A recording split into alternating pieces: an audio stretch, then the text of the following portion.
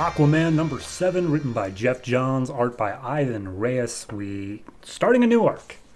So last issue was, I think, Mara beating up some people in a grocery store, and this issue is opening up in Brazil with a woman dressed in white with a whole bunch of garment stuff on, running through the jungle, and she is being hunted by someone. And as we see a harpoon about to hit her, she gets like a future sight vision of it, sees her being impaled by it, and then moves out of the way so that she's not impaled, but then apparently it explodes. So she's already not doing so hot. And we see some guy trudging through the flames of the explosion saying like, you may see the future, but you don't see anything or everything. And who is it but Black Manta, of course. So the fight continues, and they just, swords against swords. Eventually, Black Manta pulls out his like laser beam thing from his eyes and gets a good shot off on her. And as she's laying down on the ground, pretty much unable to continue fighting, he pulls off her little veil to see her face, and then he takes off his own like helmet, and it's like, all right, let's do this face to face, Kahina the Seer. And then he just talks for a second and be like, here's the thing, you're looking for that savage girl, aren't you? I'm going to find her, she's going to die like you, and then I'm going to kill your entire family back in Tehran. And she's like, no. And he's like, yes. And then he takes a knife, slits her throat, and as she's dying, she calls out for Arthur. And he's like, oh, he can't help you. Arthur's going to lose everything as well, the same way I have. And he opens up a box she had with her, which has some gold little trinket in it, and walks off. And as she's dying, she gets a future sight vision again of Aquaman being impaled with his own trident by Black Manta. So that's your teaser for the arc, I suppose. Cut to the Atlantic, where Aquaman's helping pull a ship ashore during a massive storm. Looks like a giant wave's about to crash down on top of it, but Mara sends it in the other direction. And then we see the beach home of Steve and Shin as Aquaman and Mara are approaching, and they're like, all right, let's go, we got to take care of this. And we just get a recap of why they're there.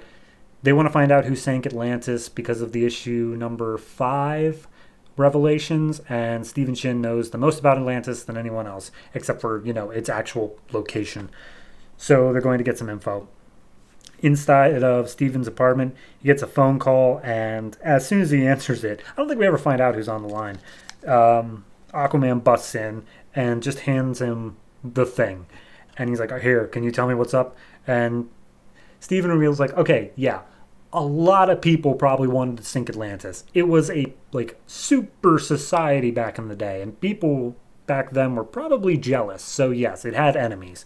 I don't know specifically who, but maybe it was like the Trench or something. Whatever happened to those guys? And Aquaman's like, I killed them. I killed them all. And he's like, yeah, okay. They survived for millions of years before you. I'm sure they just died. So as they're starting to see the hologram thing in there, and Steven's geeking out over it, a portal opens up in Steven's apartment, and a woman and a panther jump through, and she screams out, stay back, Arthur. Shin is mine to kill. And she goes trying to kill Steve and Shin. Arthur tries to stop her, but she gets past him, and then Maris tosses her through a wall, and she makes a water panther in order to fight her normal panther, and then they start doing the charge against each other. But then Arthur jumps in the way and was like, all right, ladies, calm down. Let's talk this out. And the woman who showed up was just like, calm down. Since when have you ever cared about the surface dwellers, and especially Steve and Shin? And Maris just like, who is she? What the hell is going on? Somebody give me a little bit of backstory here. And she says how Kahina's dead, Black Manta did it, they stole her golden seal, whatever that may be.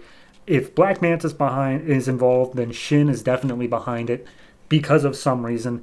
And Mara is just continuously getting more and more pissed off as we get the final page reveal of, out of the rubble of Shin's house, an image of Aquaman and his team of people. I'm going to guess by the name of the trade, it's the Others. And we got Arthur, Kahina, a guy named Vostok X, the Operative, POW, and her name is Yawara. So that's her team. Pretty much just a setup issue.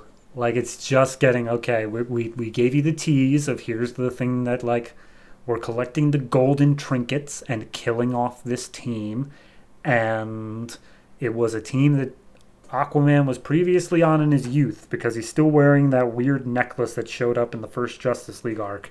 So it's interesting. I don't know. There's just not enough for me to make like an informed like do I like where this is going? Do I not? It's just not there yet. I feel like if this has to do with the Who Sunk Atlantis plot, it seems a bit contrived that it happens to be happening at the exact same time as Black Manta launching this plan.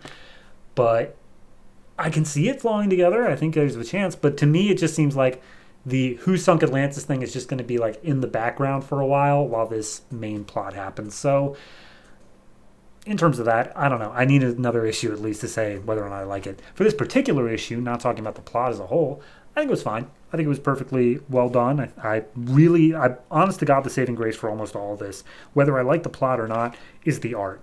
Ivan Reyes is fantastic, just the way he does like pretty much everything here.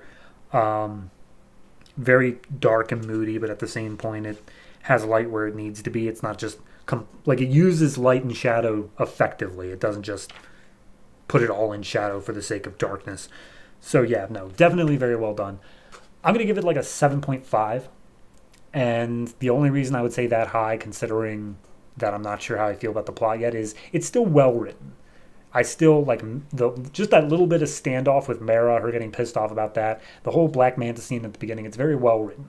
I like that aspect of it. Plot-wise, we'll see. Art-wise, great. So 7.5 for this. See where it goes from here.